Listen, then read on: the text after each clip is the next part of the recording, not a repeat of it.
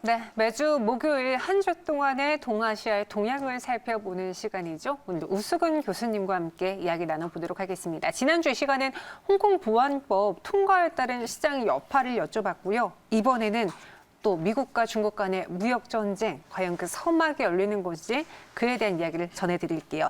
콩코리아 국제대학교 대외교류 우수근 부총장과 함께하겠습니다. 어서 오세요. 네, 안녕하십니까? 네, 안녕하세요. 이번엔 또 중국이 미국의 농산물 수입을 중단한다. 이와 가지고 아니다, 맞다, 일부다. 이런 이야기 여러 가지가 있는데 무엇이 사실인지 좀 전해주세요. 네, 제가 당국자가 아니니까 정확히 모르지만 네. 파악한 바에 의한다면요. 그 미국의 블룸버그 통신이 중국 정부가 중국 국영 기업에 대해서 미국산 돼지고기라든가 혹은 대두의 수입을 중단하라라는 지시를 내렸다고 보도했습니다. 이에 대해서 중국의 민영입니다. 이걸 관용이라고 우리 매스컴은 보도하는데 잘못된 거거든요. 민영 글로벌 타임즈는요. 아니다. 중국은 외부 환경의 영향을 전혀 받지 않고 시장의 원칙에 따라서 계속해서 구매하고 있다라고 반박했습니다.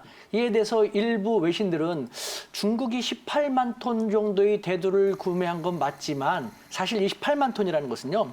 예년보다는 많이 적어진 숫자이거든요. 그런 걸 볼 때 중국이 그래서 이제 글로벌 타임스에서도 시장 원칙에 따라서 구입하고 있다라고 말한 것은 바로 시장 원칙에 따라서 수급을 조절하고 있다라는 그런 식을 하면서 트럼프 대통령에 대해서 간접적으로 경고를 한 것이죠. 우리에게 계속 괴롭히면은 당신의 표바신 중서부 팜벨트에 대해서 서지컬 스트라이크죠. 정밀 타격을 해갖고 당신들 혹은 미국 더 힘들게 만들 수 있어. 신중하게 행동하는 게 좋을 거야라는 경고를 보낸 거라고 저는 생각합니다. 네. 앞서 이제 트럼프 대통령이 홍콩 보안법이 통과되고 나서 어떤 이야기를 할까 좀 걱정을 했는데 홍콩에 부여한 특별지위는 폐지한다라고 했음에도 불구하고 1단계 무역 합의는 그냥 진행되는 거다라고 열어놓으면서 시장이 한시름 덜었거든요. 파국으로 치닫지 않기 위한 전략일까요? 그렇죠. 그러니까 트럼프 대통령은 참 재미있는 분입니다. 네. 여태까지 그와 같은 대통령, 특히 미국의 대통령에서 그처럼 말에 신뢰할 수 없는 말만 계속 던지시는 그런 분은 처음 봤는데 네. 이것도 마찬가지입니다. 트럼프 대통령은 개인적인 심정을 고려할 때 그렇게 하고 싶겠습니다만 미국 기업이 받는 타격이 엄청나거든요. 네. 당장 홍콩만 하더라도 1,000개 이상의 미국 기업이 있다고 하고 홍콩 내에 있는 홍콩, 미국 상공회의소 관계자들은요. 이것 제고하지 않으면 정말 우리들 타격이 너무 크다라고 하고 있거든요. 이런 것을 고려할 때 트럼프 대통령, 아무리 트럼프 대통령이라도 물러설 수밖에 없을 것이고 그래서 한 번에 특별지를 철회한다라는 것은 쉽지 않고 점진적으로 비자 발급을 제한한다라든가 관세를 조금씩 올린다라든가라는 식으로 하지 않을까라는 생각이 듭니다. 네. 그 하나의 전략일 것이다. 네. 갑자기 나온 G7 이야기도 해봐야겠습니다. 트럼프 대통령이 한국을 G7 회의에 초청 의사를 밝혔거든요. 그 G7 초청에 대한 의미를 많은 뉴스에서 해석하고 있는데 교수님은 어떻게 보셨어요? 네, 그 G7에 들어가게 된다면요. 네. 경사입니다. 그 G7이라는 것은 현재 지구상에서 정치, 경제적으로 가장 영향력이 강한 7개 국가로 구성되어 있지 않습니까? 네. 우리 대한민국의 국격이 그만큼 상승됐다라는 것을 나타내는 것인데 트럼프 대통령이 우리에게 갑자기 왜 그런 좋은 기회를 주려고 할까요? 그 이면을 살펴볼 필요가 있는 것이죠. 초청국의 면면을 보면 어렵지 않게 알 수 있는데요. 이번에 우리 대한민국 외에 호주와 인도, 러시아 4개국을 초청하겠다고 했습니다. 그래서 7+4 해가지고 G11이라고 얘기한다면요. 네. 이 초청국 면면을 보면요. 인도하고 대한민국하고 호주는요. 미국이 이른바 인도 태평양 전략이라고 해가지고 쉽게 말하면 정치적으로 중국에 대한 반대 세력, 중국 견제 및 고립을 위한 전략적인 국가들인 것이거든요. 그 국가들을 초청했다. 그리고 러시아를 초청하려고 한다는 것은 지금 중국과 러시아의 관계가 좋지 않습니까? 자신들에 대해서 공동의 사실상 라이벌, 적처럼 되고 있거든요. 중국과 러시아의 사이를 이간질시키겠다라는 것도 읽을 수 있는 것입니다. 그렇기 때문에 우리는 그냥 무조건 좋다고 덥석 받으려고 해서는 좀 안 되는 것이죠. 그 G7 회의에 참석할 수 있다, 플러스 알파로 참석할 수 있다라는 긍정적인 의미를 부여하되 무언가 대신 너희도 우리가 원하는 거를 입장을 취해줘. 약간의 그런 의미가 내포된 것이 아닌가라는 생각이 듭니다. 그럼 우리 정부 측의 반응은 어떻습니까? 네, 그 대통령께서도 뭐 거의 즉각적으로 환영한다는 것처럼 우리 국민도 대부분 환영하지 않습니까? 네. 저도요, 아까 말씀드린 것처럼 G7이라는 곳에 우리가 근접해 들어간다는 것은 우리 국기가 그만큼 선양된다는 것이기 때문에 이것은 좋은 것입니다. 다만 네. 이솝 우화에서 학과 여우의 서로 초대가 있지 않습니까? 여우가 학을 초대해가지고 학이 먹기 쉽지 않은 네. 접시에다가 네. 음식을 대접했지 않습니까?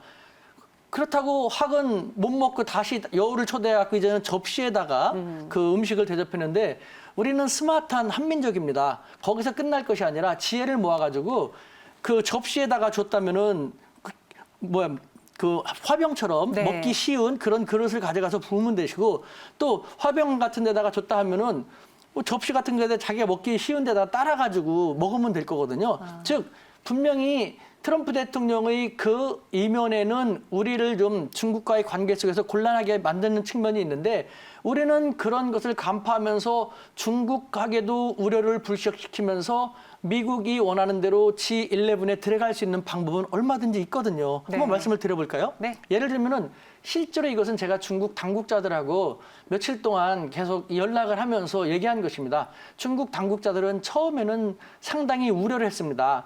한중 관계가 지금 막 복원되려고 하는데 다시 훼손되면 어떨까라는 식으로 부정적으로 생각을 했는데 저는 단호하게 말했죠. 두 가지 이유만으로 중국이 오히려 적극 지지하는 것이 더 좋을 것이다라는 것. 첫 번째, 한중 관계를 위해서도 중국은 대한민국의 G11 가입을 지지하는 것이 좋겠다. 왜?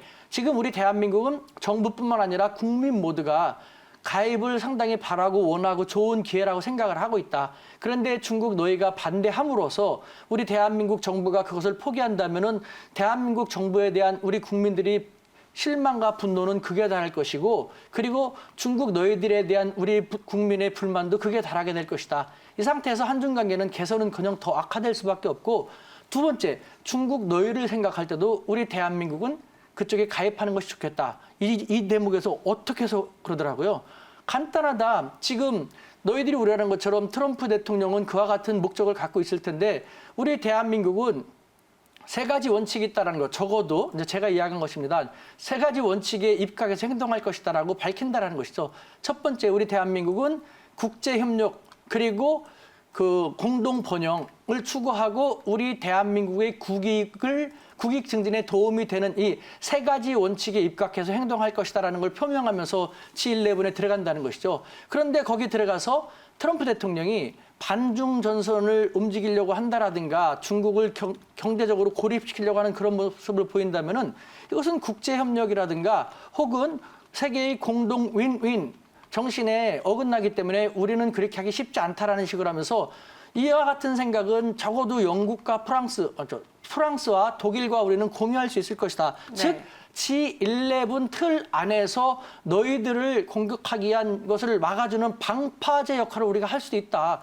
너희들을 위해서도 좋은 것인데 왜 반대하냐. 그러니까 오히려 적극적으로 대한민국의 국위 선양이 될 수 있는 그것에 적극 들어가는 것을 우리는 환영한다라고 태생적으로 나오라고 했더니 태도가 바뀌었습니다. 대한민국 정부가 정말 그렇게 해준다면은 그건 참 좋을 것 같다라는 식으로. 아, 그럼 이 교수님의 의견에 중국 측도, 그러니까 뭐 일부분이겠지만 동의를 한 건가요? 그렇습니다. 그러니까 그 제가 여기 나온 지 얼마 안 돼서 네. 잘 모르겠습니다만 예를 들면은 그 우수근의 한중일 TV라는 유튜브가 있습니다. 네. 우수근의 한중일 TV 보면은 그런 걸 많이 올렸거든요. 저는 중국 당국자들하고 책임 있는 중국 당국자들하고 오랫동안 이런 걸 했기 때문에 제가 말하는 것은 무책임한 것이 없습니다.